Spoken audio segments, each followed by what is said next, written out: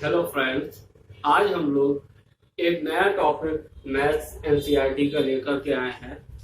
आज जो हमारा टॉपिक है वो है मैथ्स का चैप्टर 5 एनसीईआरटी का, जिसको हम लोग डिस्कस करेंगे। चैप्टर 5 जो एनसीईआरटी का है दैट इज अर्थमेटिक प्रोग्रेशन।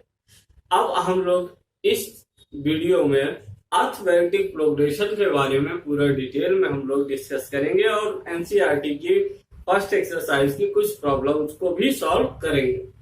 देखिएगा, सबसे पहले हम लोग जानते हैं कि जो अर्थमेटिक प्रोग्रेशन होती है, यानी कि जिसे हम समांतर श्रेणी हिंदी में कहते हैं, एक्चुअल में क्या होती है। आप देखिएगा एक्चुअल में वो होती क्या है और उसमें क्या होता है उसको हम समझते हैं। जैसे कि देखिएगा, यहाँ पर हमें एक नंबर का कॉम्बिनेशन देखा। यहाँ पर नंबर का कॉम्बिनेशन क्या है, 1 3 5 7। अगर हमारे पास कोई भी नंबर ऑफ कॉम्बिनेशन है इस प्रकार का, जिनके सभी टर्म्स के बीच की जो डिस्टेंस है अगर वो सेम है, तो ऐसे नंबर्स का जो कॉम्बिनेशन होगा वो क्या कहलाएगा, वो सीरीज क्या कहलाएगी, दैट इज एपी, यानी कि अर्थमेटिक प्रोग्रेशन है। जैसा कि हम यहाँ पर इस एग्जांपल में देखते हैं, देखिएगा जो हमारे पास नंबर है दैट इज 1 3 5 एंड 7। देखिएगा 1 और 3 के बीच का अगर हम डिफरेंस लेते हैं तो यानी कि यहाँ पर डिफरेंस 2 का, 3 और 5 के बीच डिफरेंस 2 का, 5 और 7 के बीच डिफरेंस 2 का।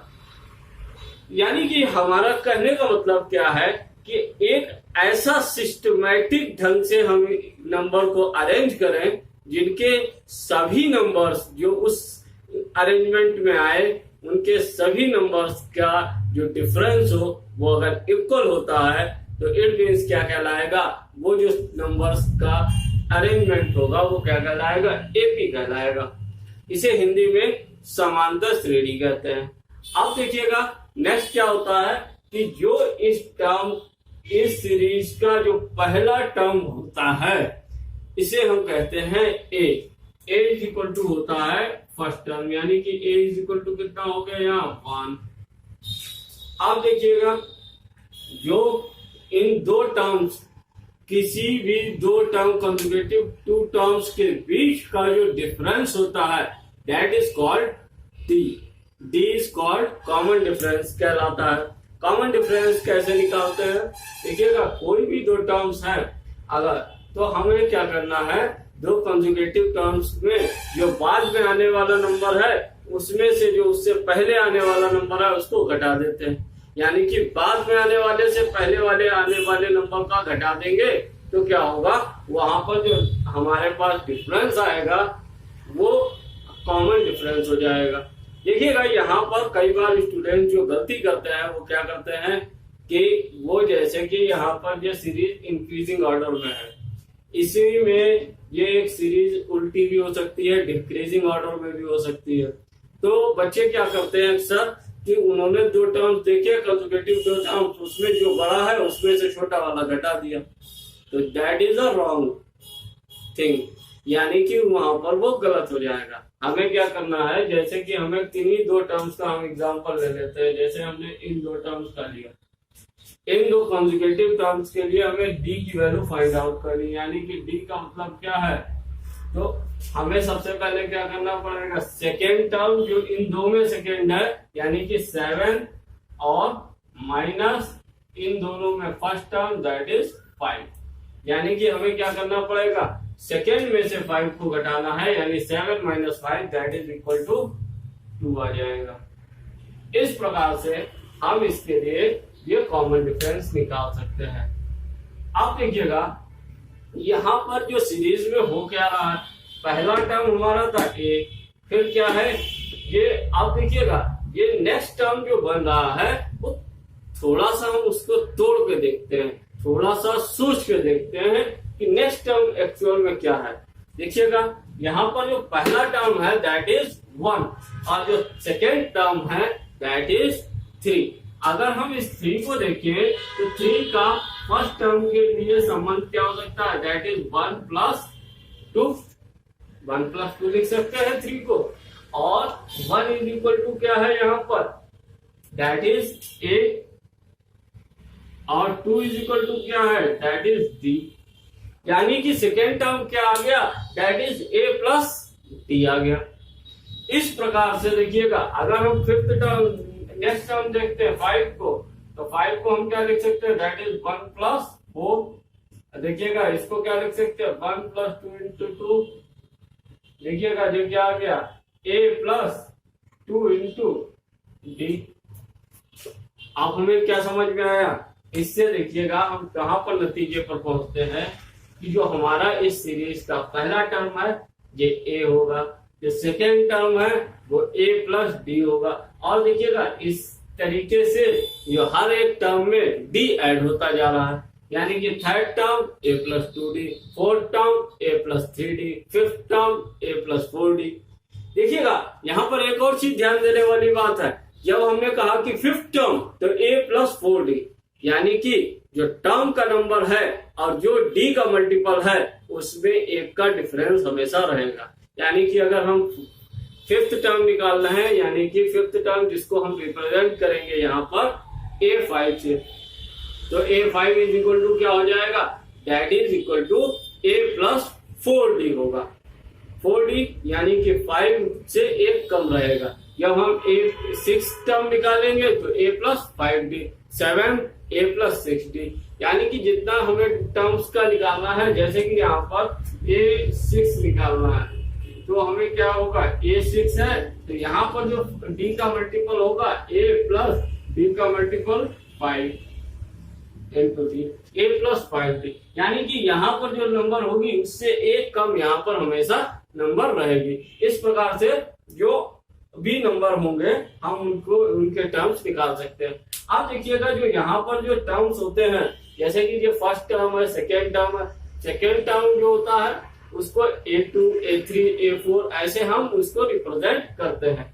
अब देखिए जो इसमें इस सीरीज में डैश डैश डैश करके एक nth टर्म होगा, उस nth टर्म को हम an से रिप्रेजेंट करते हैं, दैट इज a और यहाँ पर n, इस प्रकार से हम रिप्रेजेंट करते हैं।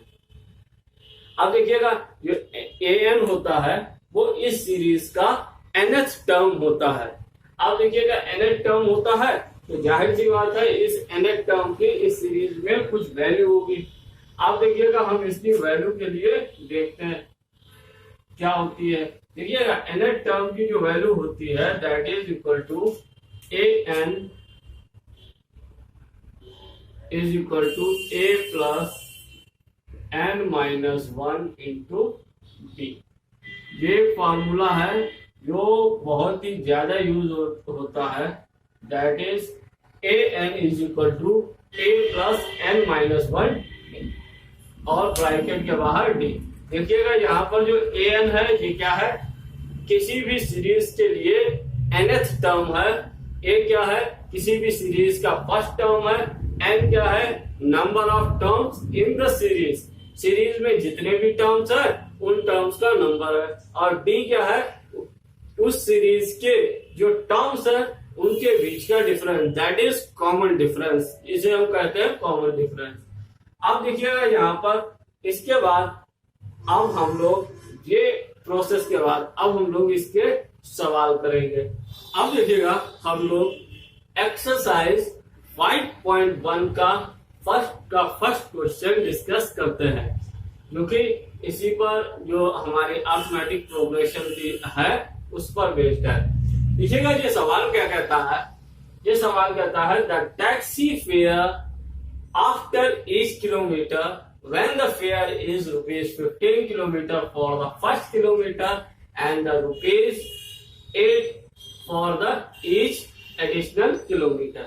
इसमें कहा गया है कि इस सवाल में कहा गया है कि हमें जो गिवन क्वेश्चंस हैं, इन गिवन क्वेश्चंस के लिए ये बताना है कि जो सीरीज बन रही है इसमें जो डेटा दिया गया है, जो क्वेश्चंस दिए गए हैं, क्या उससे एपी फॉर्म हो रही है या नहीं हो रही है, तो हमें ये बताना है। अब देखिएगा उसमें सवाल क्या दिया है, उसमें सवाल दिया है कि the taxi fare after each kilometre, प्रत्येक किलोमीटर के बाद जो टैक्सी फेयर है when the fare is rupees 15 kilometer for the first kilometer and rupees 8 for the each additional kilometer। किसी भी टैक्सी का पहले किलोमीटर के लिए पहले 1 किलोमीटर के लिए जो किराया है वो 15 रुपए है। उसके बाद प्रत्येक किलोमीटर के लिए जो उसका किराया है वो 8 रुपीस पर किलोमीटर की दर से बढ़ता है।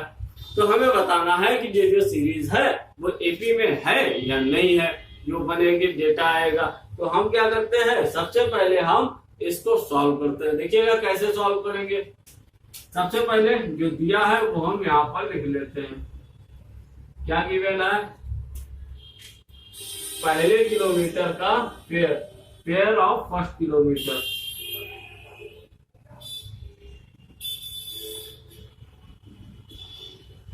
that is equal to 15 and fare of additional kilometer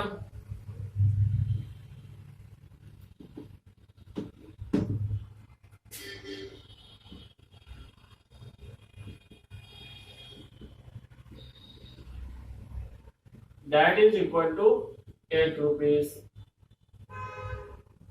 अब देखिएगा ये पहले किलोमीटर का जो फेयर है वो 15 रुपीज है। तो फर्स्ट किलोमीटर का तो 15 हो गया, एडिशनल किलोमीटर का 8 हो गया, यानी कि फेयर ऑफ फर्स्ट 2 किलोमीटर का क्या होगा,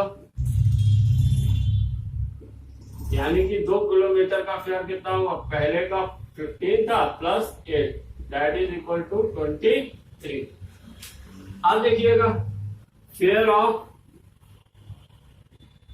फर्स्ट 3 किलोमीटर, पहले 3 किलोमीटर का देखिएगा 23 आया था और 1 किलोमीटर और बढ़ गया तो 8 रुपीज और बढ़ गया दैट इज 31।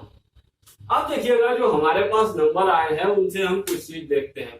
जो हमारे पास नंबर्स आए हैं उनको हम नोट कर लेते हैं, दैट इज 15, 23 एंड 31 और डेट ऐसे ही जितने किलोमीटर के लिए हम क्या है आगे निकाल सकते हैं इसको सीरीज को। देखिएगा यहाँ पर जो है पहले का 15 फिर 23 फिर 31, तो इसका मतलब क्या है, जो हमारा फेयर है वो एक कांस्टेंट प्रोपोगेशन में यानी निश्चित एक वैल्यू के साथ इंक्रीज कर रहा है। जब भी हमने अभी कॉन्सेप्ट में पढ़ा था कि एपी कौन सी नंबर्स का कॉम्बिनेशन एपी में होता है, कौन सी सीरीज जिनके सभी टर्म्स के बीच का जो डिफरेंस होता है दैट इज इक्वल होता है। अगर इक्वल है तो इट मीन्स क्या होता है कि वो सीरीज एपी में होती है। यहाँ पर क्या है, ये कॉन्स्टेंटली बढ़ रहा है, यानी कि एक ही निश्चित वैल्यू है दैट इज 8 रुपीज, वही इंक्रीज हो रही 15, 23, 31, 39 ऐसे ही 8 रुपीज बढ़ता जाएगा। यानी कि एक कांस्टेंट थिंग बढ़ रही है, एक कांस्टेंट वैल्यू बढ़ रही है। तो इसका मतलब क्या है कि ये जो दिया गया है, ये जो सीरीज है दैट इज इन एपी, इसलिए ये अरिथमेटिक प्रोग्रेशन में है। अब हम लोग इसकी सेकेंड प्रॉब्लम को डिस्कस करते हैं। सेकेंड प्रॉब्लम में कहा गया है the amount of air present in a cylinder when a vacuum pump removes 1/4 of the air remaining in the cylinder at the time। देखो क्या कहा गया है यहाँ पर क्या कहा गया है कि जो एक सिलेंडर में कुछ अमाउंट ऑफ एयर है, फिर उसमें क्या होता है कि जो है उसमें वैक्यूम पंप लगाया जाता है जिसके द्वारा 1/4 पार्ट ऑफ द एयर वहां से रिमूव कर दी जाती है। अब हमें बताना है कि ये प्रोसेस बार बार जो रिमेनिंग बचती है उसके साथ होता रहता है, यानी कि इट मीन्स हमें यहाँ पर ये बताना है कि जो इसमें डेटा आएगा वो एपी में होगा या नहीं होगा। सबसे पहले हम इस प्रॉब्लम को सॉल्व करने के लिए हम क्या कर लेते हैं, हम लेट कर लेते हैं, let the amount of air in cylinder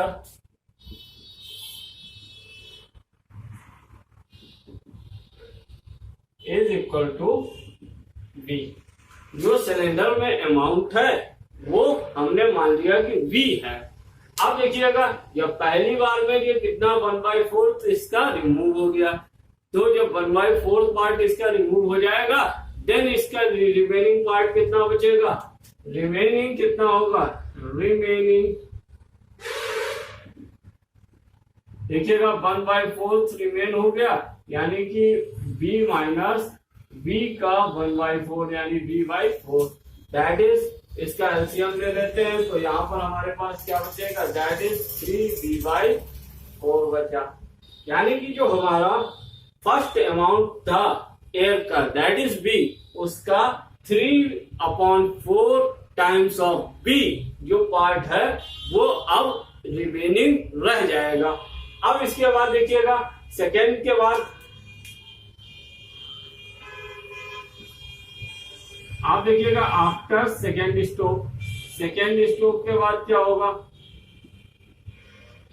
देखिएगा अब इसका भी 1/4 पार्ट इसमें से कम हो जाएगा, इसका 1/4 पार्ट इसमें से कम हो जाएगा, तो उसमें रिमेनिंग पार्ट कितना बचेगा ये हम लोग देखते हैं। देखिएगा 3/B/4 माइनस 3B/4 का 1/4 पार्ट, इट मीन्स क्या हो गया, that is equal to 3B/4 minus 3/16 into B। 16 यहाँ पर हमने एलसीएम ले लिया, तो देखिए 4 4 जा 16, 3 4 जा 12, यहाँ पर आ गया हमारे पास 12B माइनस, यहाँ पर देखिएगा 16 है तो यहाँ पर माइनस 3B आ गया, दैट इज हमारे पास यहाँ पर आ गया 9B/16। अब आ गया 9B/16, तो हमारे पास जो नंबर्स जो डेटा आ गया दैट इज B, 3B/4 और नेक्स्ट 9B/16।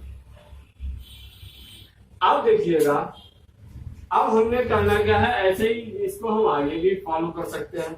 अब देखिएगा हमें जो प्रूफ करना है कि ये जो नंबर्स हैं ये एपी में हैं, अगर ये एपी में है तो इसका मतलब क्या है, इन दोनों के बीच का जो कॉमन डिफरेंस है इन फर्स्ट और सेकेंड के बीच का और सेकेंड और थर्ड के अगर इक्वल होते हैं तो ये एपी में होंगे। हम लोग निकाल के देख लेते हैं। देखिएगा B इक्वल टू क्या होता है, सेकेंड माइनस फर्स्ट, यानी कि इसके लिए इन दोनों के लिए सेकेंड 3B/4 माइनस B, और इसके लिए इन दोनों के लिए सेकेंड 9B/16 माइनस 3B/4। अब इनको हम एलसीएम लेके सॉल्व कर लेते हैं। यहाँ जो हम एलसीएम लेते हैं तो दैट इज 4 एलसीएम आता है, और यहाँ आता है 3B, और यहाँ आता है 4B, और यहाँ आ जाएगा दैट इज एलसीएम 16, यहाँ आ गया 9B, और यहाँ आ गया 12B। तो यहाँ से जो हमें मिला दैट इज इक्वल टू, देखिएगा यहाँ से हमें मिला माइनस B/4, और यहाँ से मिला हमें दैट इज माइनस 3B/16, जो कि आपस में इक्वल नहीं है, माइनस 3B/16। देखिएगा यहाँ पर जो दोनों के लिए अलग अलग कॉमन डिफरेंस है, ये इसके लिए कॉमन डिफरेंस फर्स्ट 2 टर्म्स के लिए अलग है, सेकेंड 2 टर्म्स के लिए अलग है। यानी कि जब किसी भी वैल्यू के लिए हम कह सकते हैं किसी भी नंबर ऑफ सीरीज के लिए अगर उनके टर्म्स के बीच में डिफरेंस सेम नहीं है तो वो ऐसे नंबर्स का जो सीरीज है वो एपी में नहीं होगी। इट मीन्स क्या है, ये जो क्वेश्चन है ये एपी में नहीं होगा, it is not in AP. अब देखिएगा हम लोग नेक्स्ट क्वेश्चन डिस्कस करते हैं। The cost of digging of a well after every metre of digging when it costs 150 rupees for the first meter and the rises by rupees 50 for the each meter। देखिएगा किसी भी well के digging के लिए जो cost है वो पहले मीटर के लिए जो कॉस्ट है दैट इज 150 रुपीज है, और उसके बाद प्रत्येक मीटर के लिए जो कॉस्ट है वो 50 रुपीज है। तो देखिएगा इसको हम लोग सॉल्व करते हैं। देखिएगा कॉस्ट ऑफ digging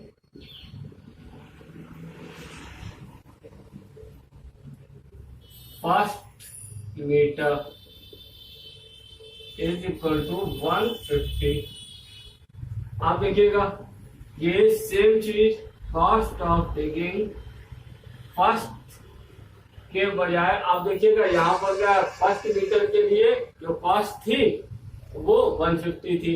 अब फर्स्ट 2 मीटर जो पहले 2 मीटर के लिए कॉस्ट होगी, देखिएगा पहले मीटर के लिए 150 और फिर ईच के लिए 50, दैट इज इक्वल टू 200 आ गया। अब देखिएगा इसके बाद नेक्स्ट के लिए क्या होगा, नेक्स्ट के लिए cost of digging for first 3 metre. अब देखिएगा जब 3 मीटर की हम बात करेंगे तो यहाँ पर क्या आ जाएगा, दैट इज 200 प्लस 50 और ऐड हो जाएगा, दैट इज 250। ऐसे ही जो हम 4 मीटर के लिए निकालेंगे तो दैट इज क्या हो जाएगा, cost of digging for 4 metre, तो ये क्या हो जाएगा, दैट इज 250 प्लस 50 और ऐड हो जाएगा, दैट इज 300। अब देखिएगा यहाँ पर जो कुछ हमारे पास वैल्यूज आ गई। अब इन वैल्यूज को हम थोड़ा सा देखते हैं। पहली वैल्यू जो है हमारे पास दैट इज 150, दूसरी है 200, तीसरी है 250 और चौथी है 300। इसी प्रकार से हम और आगे वैल्यू निकाल सकते हैं डैट डैट डैश।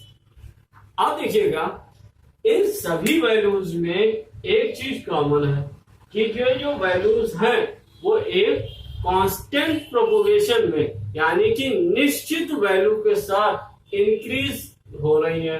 देखिएगा पहले में 150 था तो 50 का इंक्रीज हुआ तो 200 हुआ, 200 में फिर 50 का इंक्रीज हुआ तो 250 हुआ, 250 में भी फिर से 50 का ही इंक्रीज हुआ यानी कि 300 हुआ। यानी कि कह सकते हैं किन्हीं भी इस सीरीज के लिए किन्हीं भी दो कंजुगेटिव टर्म्स को हम ले लेते हैं तो उनके बीच का जो डिफरेंस है दैट इज कॉमन डिफरेंस वो सिमिलर है। देखिएगा इन दो के बीच का डिफरेंस 50, इन दो के बीच का डिफरेंस 50, इन दो बीच का डिफरेंस 50। यानी कि जब किसी भी सीरीज के सभी टर्म्स के बीच का कॉमन डिफरेंस सेम होता है वो सीरीज क्या होती है, एपी में होती है। इसलिए ये जो क्वेश्चन में डेटा दिया गया है, ये जो क्वेश्चन है ये हमारा एपी में है। अब हम लोग फर्स्ट क्वेश्चन का 4th पार्ट डिस्कस करते हैं। The amount of money in the account every year when rupees 10,000 is deposited at compound interest at 8% per annum.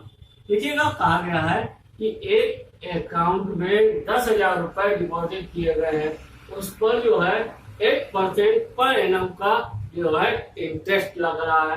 अब हमें बताना है कि इसमें मनी जो होगा वो जो मनी का अमाउंट होगा पर ईयर वो जो है क्या सीरीज जो है वो जो उसका अमाउंट आएगा वो एपी में होगा या नहीं होगा। अब देखिएगा यहाँ पर हमें इसके लिए सबसे पहले हमें क्या जानकारी होनी चाहिए कि यहाँ पर इसका इंटरेस्ट कितना आएगा। इंटरेस्ट निकालने के लिए पहले चीज दी गई है, देखिएगा यहाँ पर दिया गया है 8% पर एनम, यानी कि एक साल में जो ब्याज लगेगा वो 8% का लगेगा। और यहाँ पर जो अमाउंट लग रहा है, जो इंटरेस्ट लग रहा है वो कौन सा है, कंपाउंड इंटरेस्ट है।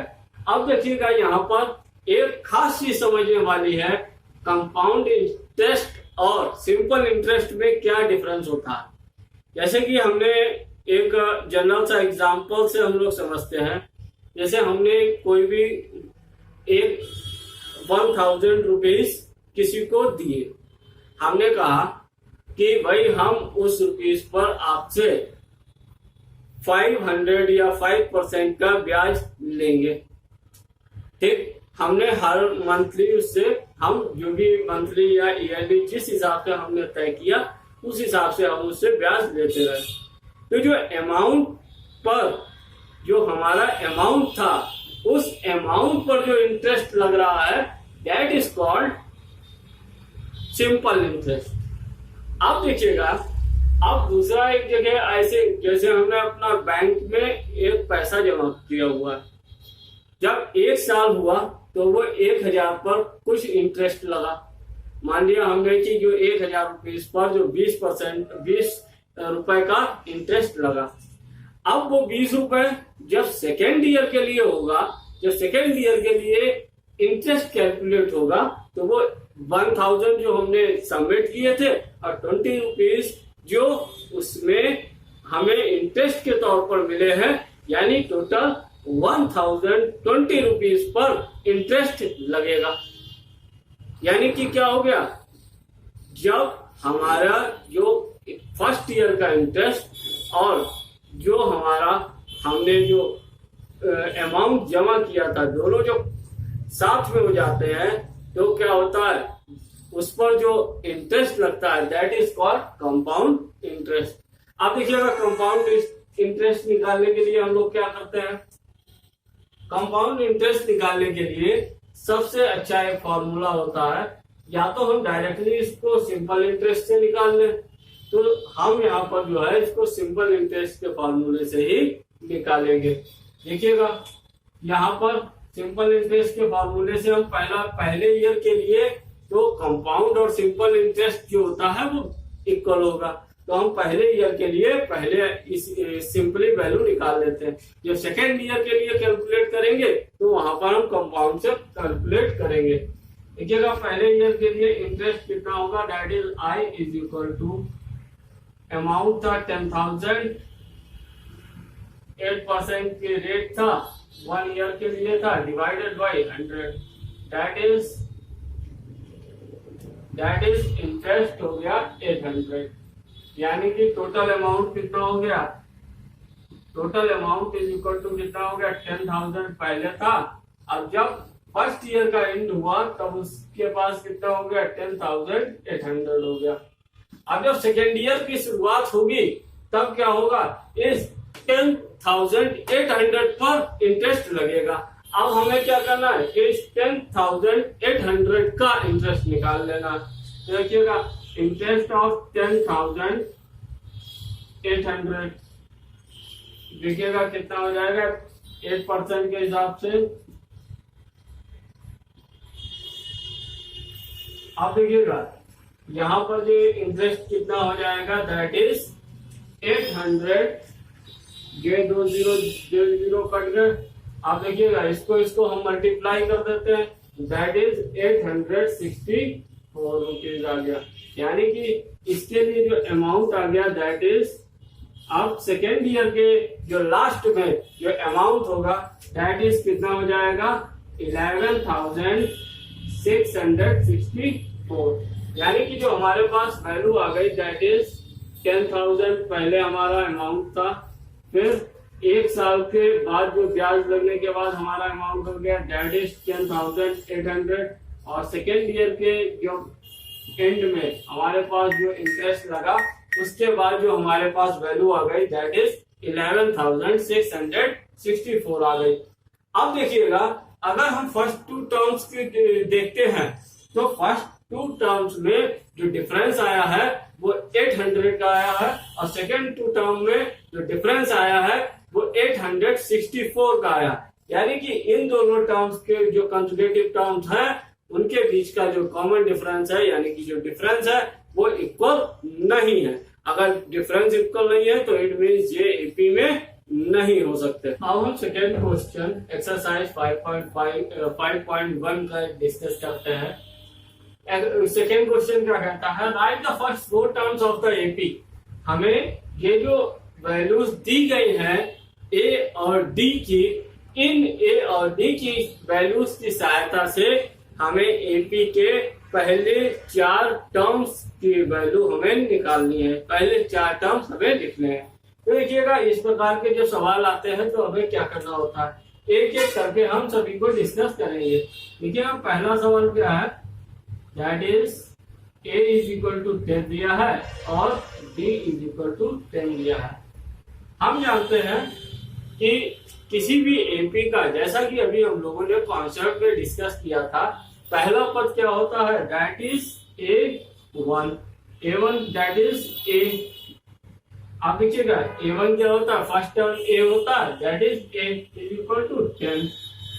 अभी हम लोगों ने पढ़ा था सेकेंड टर्म क्या होता है, that is A2। A2 is equal to क्या होता है, that is A plus D, that is 10 plus 10। यहाँ पर हमने A और D की वैल्यू रख दी, दैट इज 20 आ गया। इसी प्रकार से हम लोगों ने पढ़ा था अभी थर्ड टर्म क्या होता है, that is A plus 2D, तो that is 10 plus 2 into D, D की value that is 10, that is यहाँ पर देखिएगा ये 10 हो गया और ये 2 इंटू 10 दैट इज 20, तो टोटल कितना हो गया, दैट इज इक्वल टू 30 आ गया। अभी इसी प्रकार से देखिएगा नेक्स्ट दैट इज A4 क्या होता है, A plus 3D, that is equal to 10 plus 3 into D की value 10, that is 10 plus 30, that is equal to 40। इस प्रकार से हमारे पास जो इस एपी के जो 4 टर्म्स पूछे गए थे वो टर्म्स आ गए। वो टर्म्स कौन कौन से हैं, दैट टर्म्स आर 10, 20, 30 और 40। इस प्रकार से हम सभी सवालों के लिए एपी के 4 टर्म्स फाइंड आउट कर सकते हैं। अब देखिएगा हम इसी के लिए अब नेक्स्ट टर्म देखते हैं सवाल। नेक्स्ट सवाल क्या कहता है, नेक्स्ट सवाल में जो ए की वैल्यू दी है second question, that is equal to A is equal to दिया है -2 और जो हमारे पास यहाँ पर डी दिया है दैट इज इक्वल टू 0। अब देखिएगा इस सवाल के लिए हम इसके 4 टर्म्स की कैलकुलेशन करते हैं। देखिएगा यहाँ पर a -2 है और d 0 है। देखिएगा जो first term that is A1 होता है, A1 क्या होता है, दैट इज A, क्योंकि पहला पद अभी हम लोगों ने कहा कि किसी भी एपी का जो फर्स्ट टर्म यानी कि पहला पद होता है that is equal to A, तो ये फर्स्ट टर्म क्या हुआ, A1 is equal to A हो गया, दैट इज इक्वल टू -2। अब देखिएगा इसके बाद सेकेंड टर्म आता है दैट इज A2 क्या होता है, हम लोगों ने पढ़ा था कि जो सेकेंड टर्म होगा वो क्या होगा, A प्लस D होगा, तो second term A plus D होगा, तो A की वैल्यू यहाँ कितनी है, दैट इज -2 और D की वैल्यू कितनी है, दैट इज 0, तो that is also equal to -2। अब देखिएगा थर्ड टर्म क्या है, थर्ड टर्म अभी हम लोगों ने पढ़ा था कि थर्ड टर्म क्या होता है, A प्लस 2D। हम लोगों ने क्या पढ़ा था कि जितना यहाँ पर नंबर होगा उससे एक कम इधर होगा, यानी कि यहाँ 3 तो यहाँ 2, यहाँ 3, यहाँ 4, यहाँ तो यहाँ पर 3 हो गया। तो इस प्रकार से जो A की वैल्यू -2 और plus 2 into 0 that is equal to -2। देखिएगा किसी भी नंबर में अगर 0 का मल्टीप्लाई होता है तो वो नंबर 0 होती है और 0 plus -2 that is equal to -2। इसी प्रकार से fourth term A4 is equal to क्या हो जाएगा, A प्लस 3D मीन्स कि -2 plus 3 into 0, 3 into 0 that is equal to 0, तो कितना बचा, -2 बचा, यानी कि इसके सभी पद -2 आ गए। इस प्रकार से हम इसके चारों पद निकाल सकते हैं, यानी कि 4 टर्म्स की वैल्यू फाइंड आउट कर सकते हैं। इसके बाद हम नेक्स्ट क्वेश्चन पे आते हैं, दैट क्वेश्चन इज 4 A की वैल्यू दी है और D की वैल्यू दी है -3। तो हम इसके लिए अब कैलकुलेशन करते हैं और जो 4 टर्म्स हैं इन 4 टर्म्स को निकालते हैं। देखिएगा पहला term A1 is equal to A है, तो A की वैल्यू यहाँ 4। Second term A2 is equal to A plus D है, तो A 4 और प्लस D -3, यानी कि 4 - 3 दैट इज 1।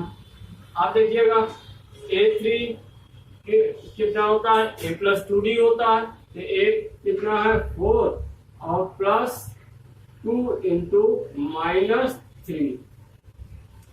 देखिएगा यहाँ पर जो है ब्रैकेट लगाना बहुत ही आवश्यक है। ब्रैकेट लगाने का मतलब है कि ये 2 इस -3 की वैल्यू के साथ मल्टीपल में है।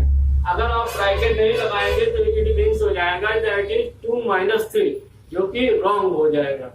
अब देखिएगा यहाँ पर जो वैल्यू हो जाएगी दैट इज 4 और 3 2 जा 6, और क्योंकि यहाँ पर माइनस का है तो यहाँ माइनस हो गया, 4 minus 6 that is equal to -2 value आ गई।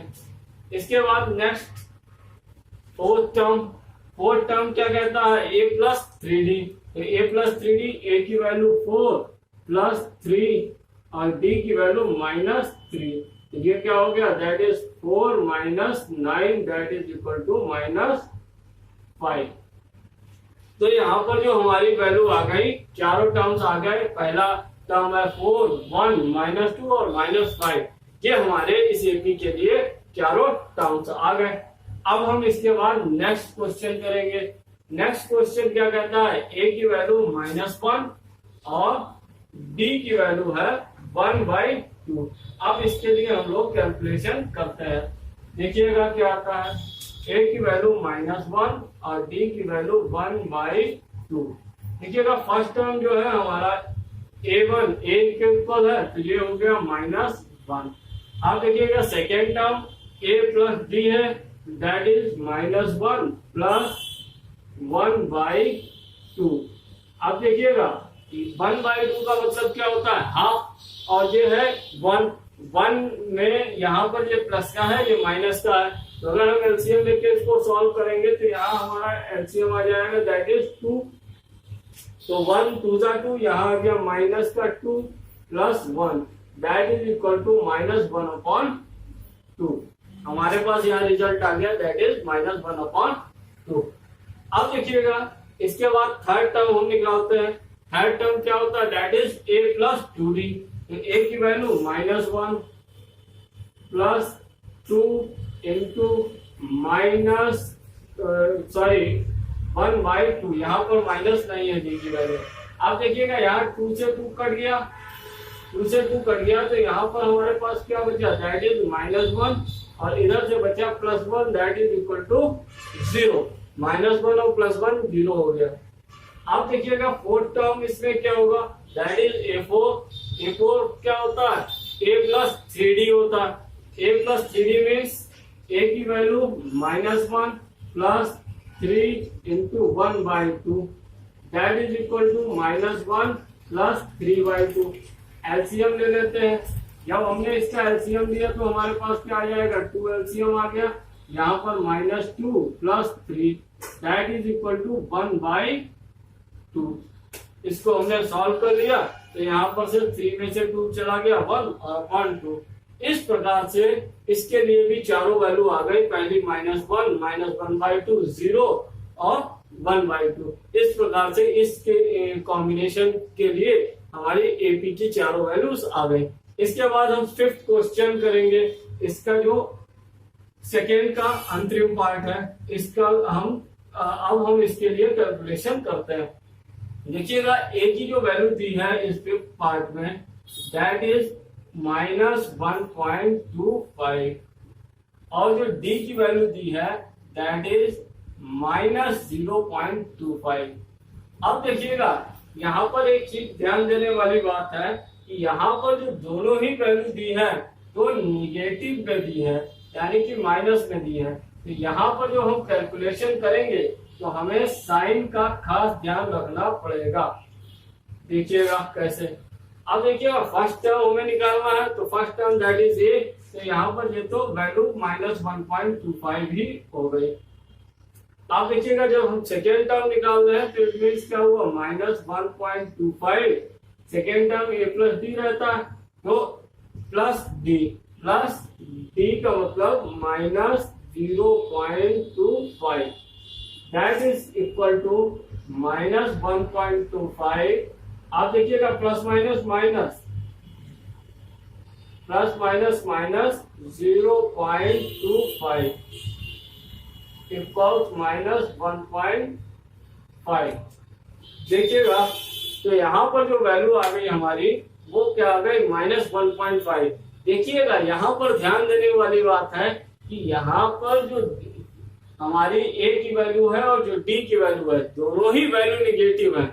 जब सिमिलर साइन होता है किन्हीं वैल्यूज का तो वैल्यू ऐड होती है, जब अपोजिट साइन होता है तब वैल्यू सब्ट्रैक्ट होती है। सब्ट्रैक्ट के बाद साइन उस नंबर का आता है जिस नंबर की वैल्यू बड़ी होती है। अगर प्लस की नंबर बड़ा है तो प्लस का साइन आएगा, माइनस का नंबर बड़ा है तो उसको रिजल्ट में माइनस का साइन आएगा। इस प्रकार से हमें ध्यान देने वाली बात है।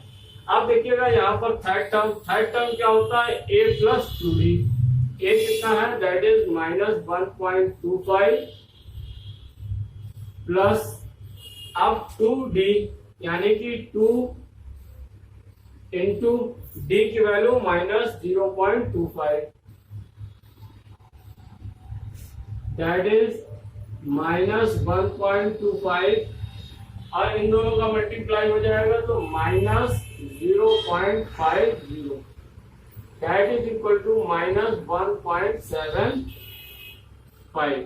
ये यहाँ पर आ गए, ये दोनों वैल्यू ऐड हो गई तो आ गया -1.75। इस प्रकार से हम फोर्थ टर्म निकालते हैं। फोर्थ टर्म क्या है, a प्लस 3d, तो a की वैल्यू -1.25 प्लस 3 इंटू -0.25,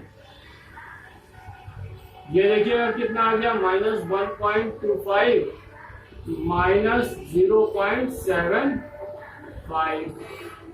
अब देखिएगा -0.75 -1.25, दैट इज अगर हम इसको ऐड कर देते हैं तो कितना आ जाएगा, दैट इज -2.00 आ गया। इस प्रकार से हम इन जितनी भी ये नंबर्स हैं जिनमें a और d की वैल्यू दी होती है उनके लिए हम कितने भी टर्म हो उनके जो पूछे जा सकते हैं उनकी हम वैल्यूज फाइंड आउट कर सकते हैं। यहाँ पर जो फर्स्ट 4 टर्म पूछे गए तो इस प्रकार से फर्स्ट 4 टर्म्स की हम वैल्यू फाइंड आउट कर सकते हैं।